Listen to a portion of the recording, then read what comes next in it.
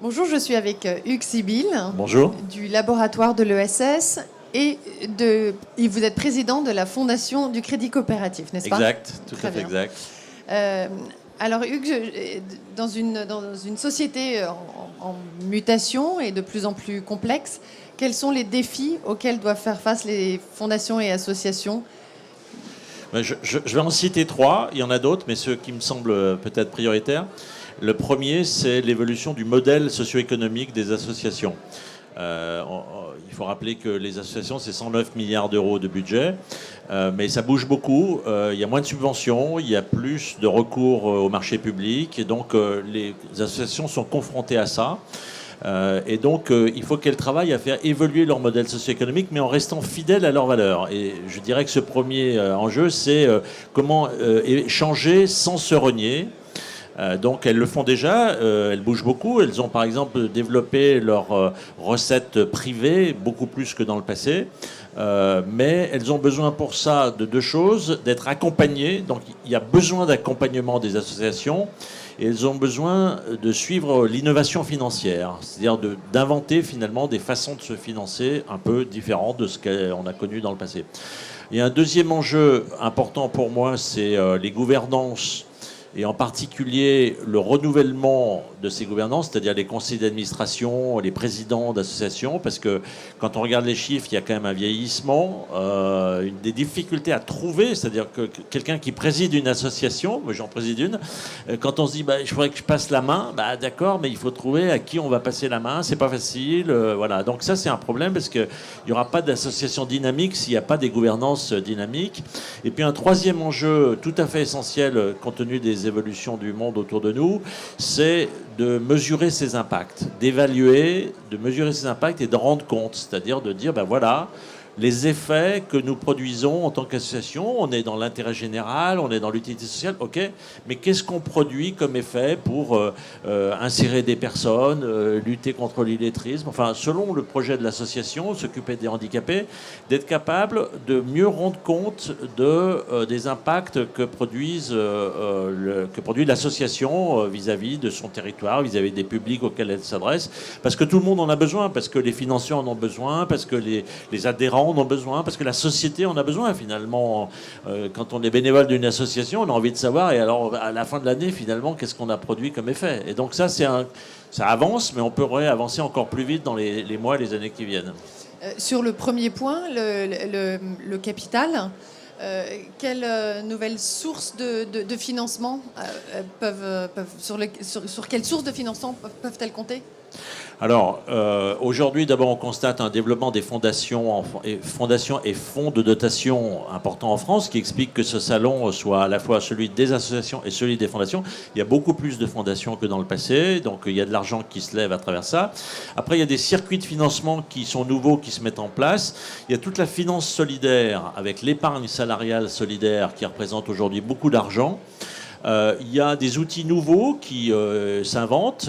Il y a un outil qui s'appelle le titre associatif, qui est une façon de lever des fonds propres pour des associations. Il y a quelque chose dont on va parler sans doute dans la plénière aujourd'hui, qui est les contrats à impact social, qui est une façon de lever de l'argent venant du secteur privé pour financer des innovations sociales. Il y a quelque chose aussi qui nous vient du continent nord-américain, qui sont des fondations territoriales, c'est-à-dire des fondations mais qui travaillent à l'échelle d'un territoire et non pas à l'échelle nationale, mais qui donc lèvent de l'argent sur un territoire pour le redistribuer à des associations sur ce territoire, donc avec une notion de proximité importante. Et puis il y a le crowdfunding. Donc le fait que les citoyens eux-mêmes peuvent donner de l'argent par les plateformes numériques en direction des projets qui leur plaisent. Donc soit donner de l'argent, soit prêter de l'argent, soit apporter des fonds propres. Et donc Helloasso, par exemple, est une plateforme qui lève de plus en plus d'argent pour des projets associatifs. Vous parlez du numérique, on est en pleine mutation numérique aussi. Est-ce que c'est une opportunité pour les associations ou un risque? C'est un petit peu comme pour le reste de la société. Les associations sont et font partie de la société. Donc c'est à la fois une chance et puis aussi peut-être ici ou là des menaces. Donc c'est une chance notamment parce que ça permet de relier des citoyens, des bénévoles, entre eux, de manière horizontale, grâce au numérique. Donc on voit se développer des projets intéressants d'économie de partage dans lesquels les gens se prêtent des choses entre eux. Et donc ça crée des liens finalement entre des personnes qui n'existeraient pas s'il n'y avait pas l'outil numérique et l'outil digital qui existe. Ça peut être aussi des menaces dans la mesure où il y a des structures privées entre guillemets à forme capitaliste qui viennent sur certains sujets, qui créent des plateformes qui peuvent concurrencer en fait le travail que faisaient les associations, mais avec une finalité qui est plus une finalité lucrative que non lucrative. Donc c'est pas forcément évident pour elles. Et puis aussi, il y a une question, si on rejoint le problème de la gouvernance, c'est que ça va très vite. Donc il faut que les associations arrivent à suivre très vite ces technologies, donc elles se forment, qu'il y ait des gens qui disent mais attendez, c'est encore bougé, on pourrait prendre telle appli, etc.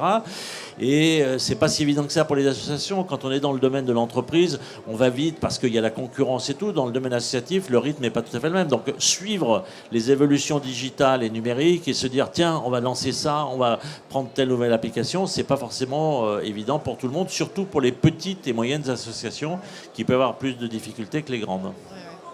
Un dernier point sur l'évolution législative actuelle, avec la baisse de l'ISF, la suppression de la baisse de la CSG et la fin des emplois aidés.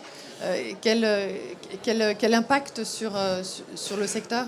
Sur l'ISF, il y a une inquiétude, mais pour l'instant, c'est encore difficile de mesurer. Mais c'est vrai qu'il y a une inquiétude de la part des fondations aussi, de savoir est-ce que du coup, il va y avoir moins d'argent mécénal qui arrive sur le secteur. Il faut quand même rappeler que j'ai dit le budget des associations au total, c'est 109 milliards d'euros. Le mécénat ne représente que 4% du total. Tout ce qui est dons, etc., ne représente que 4% de ce total-là. Donc, c'est important, mais c'est quand même que 4%.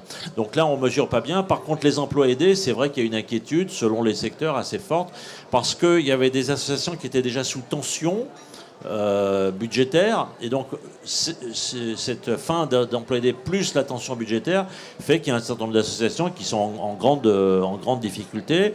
À titre personnel, je regrette la méthode qui a été utilisée, c'est-à-dire qu'il y a des problèmes sur les emplois aidés, c'est vrai, donc on peut les mettre sur la table, et les associations le savent, mais en même temps, ça a été fait de manière très rapide, avec très peu de concertation, et du coup, on a eu l'impression que toute cette activité d'utilité sociale n'était pas bonne. C'est pas vrai. Il y a quand même beaucoup d'activités qui s'appuient sur des emplois aidés qui font des choses tout à fait essentielles. Donc j'espère qu'on va pouvoir reprendre le dossier un peu plus tranquillement pour faire la part des choses entre des emplois aidés qui effectivement débouchent sur rien, des petits boulots qu'on enchaîne, et puis des activités d'utilité sociale qui méritent d'être confortées par des moyens de financement appropriés et éventuellement des formes d'emploi qui sont intéressantes. Et là, le laboratoire que vous dirigez... Oui, on travaille sur ces sujets-là. Ouais. Donc on a travaillé notamment sur les nouvelles formes d'emploi et où on montre que dans une période où le travail évolue, on a beaucoup moins de contrats à durée indéterminée à plein temps qu'on avait il y a 10 ou 15 ans. Donc le travail change. Comment est-ce qu'on peut faire pour dire ok, ça change, on ne va pas pleurer le passé, mais en même temps assurer un certain nombre d'éléments de protection, de contrats pour que les gens travaillent dans un nouveau cadre, mais dans des bonnes conditions. Et les conclusions de ce laboratoire sont présentées au gouvernement, ont l'opportunité d'être présentées? Je suis membre du Conseil supérieur de l'économie sociale, donc nous travaillons dans ce cadre-là. Je préside la commission innovation sociale, donc on est en train de préparer des propositions pour le nouveau haut-commissaire qui est ici au salon, Christophe Itier. Et donc on va faire des propositions sur un crédit d'impôt pour l'innovation sociale, sur un accélérateur d'innovation sociale, donc sur toute une série de propositions pour tenir compte du monde qui bouge autour de nous. Mais en restant fidèle à certains principes et certaines valeurs que porte le monde associatif. Très bien. Merci beaucoup, Hugues Séville. Merci à vous.